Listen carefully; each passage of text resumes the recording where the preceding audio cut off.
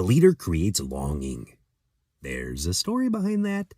This is your daily message from Chad number 1112 to upgrade your mental game today by telling yourself a better story. Because the most important story you hear is the story you tell yourself. This message is dedicated to Kurt Anderson on his birthday. Happy birthday, Kurt. Here's the upgrade. You may think a great leader motivates people, but upgraded thinking knows motivation is a myth. Meaning is the mechanism. Give people a reason to yearn for something and you'll never have to push them again. Here's the story.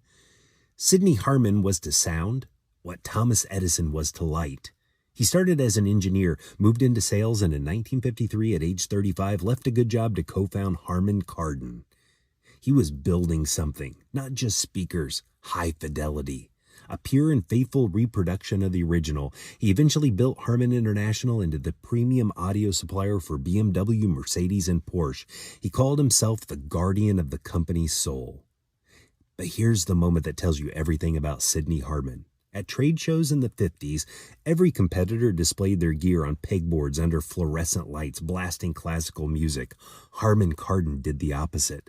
They brought furniture from their own homes, put framed prints on the walls, a sofa with soft incandescent lighting, a real living room experience.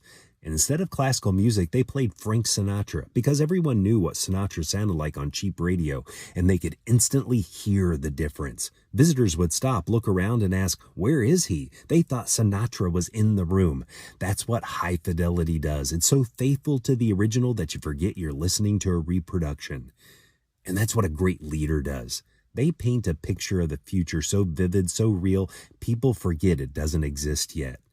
Antoine de Saint-Exupéry said it this way: "If you wish to build a ship, do not divide the men into teams and send them to the forest to cut wood. Instead, teach them to long for the vast and endless sea." Legendary football coach Bill Walsh taught, and taught more, and in so doing, created belief. His hunger was contagious.